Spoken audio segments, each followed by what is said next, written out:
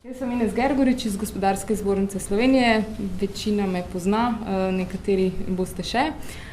V bistvu gre za projekt Daniel Peer Chains, gre za digitalizirane verige vrednosti oziroma kako te obstoječe verige vrednosti lahko prenesemo v to naslednjo fazo, v to digitalno fazo.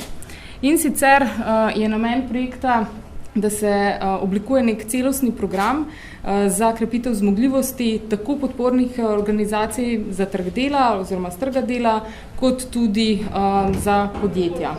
In podjetnike, to se pravi MSP-ji in seveda lokalno industrijo. To se pravi povezuje vse tiste, ki podpirajo to industrijo in majhna in srednje velika podjetja k tej digitalizaciji.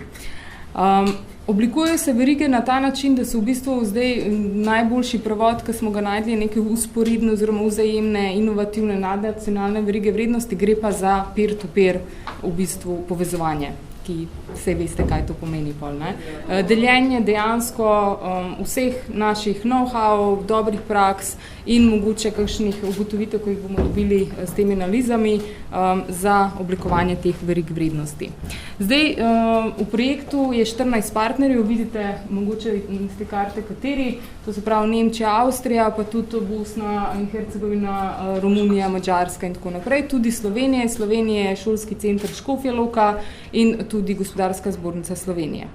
Zdaj, če gremo na naslednjo zadevo, je v bistvu, kaj delamo tam, kaj je namen vsega tega.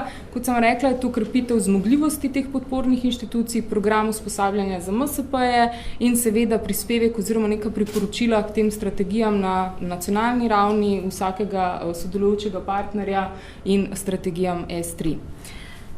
Če gremo pa še naprej, tukaj pa so bolj razdeljeni te cilji, jaz ne bi nam vzela čas še za to, ker imamo tudi delavnico planirano, ampak gre za v bistvu tukaj recimo mogoče najbolj pomembno, da bojo lokalni deležniki povabljeni k sodelovanju, tudi lahko se bojo vključili v ta usposabljanja, ko bojo oblikovana, to bo naslednje leto, tako da če ste zainteresirani, lepo vabljeni oziroma me sam pocukajte za rokav po delavnici, pa vas bom dala na našo listo zainteresiranih. Kot sem rekla, to so pač še tiste priporočila za strategije.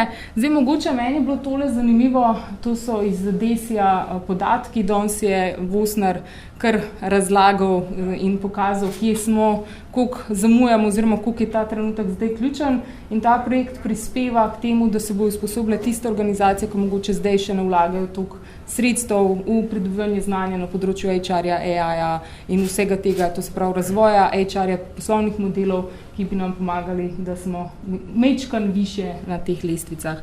In nazadnje, tale človeški viri, tukaj vidimo, da je Slovenija v bistvu spet za Češko, pa tudi za Hrvaško, kar je mene v bistvu kar malo presenetilo.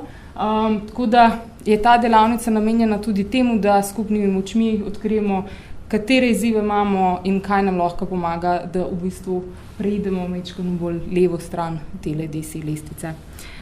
Tako da, če vas zanima karkoli v projektu, lahko nas sledite na Instagramu, LinkedInu, Facebooku in seveda na spletni strani. In recimo teme za diskusijo, mogoče tudi nekaj za delavnico, za izzive, kako lahko prispevamo k tem strategijam, pa tudi kako jih lahko prilagodimo novim izzivom. Strategije ogromno, ne, in pol gremo v operacionalizacijo, to se pravi, kako lahko pol podjetja, inštitucije, podporne organizacije nekaj naredijo, da bi ta prehod bil mogoč. Tukaj ne govorimo samo o digitalizaciji, ampak tudi o dvojnem prehodu, to se pravi prehodu tudi v zeleno.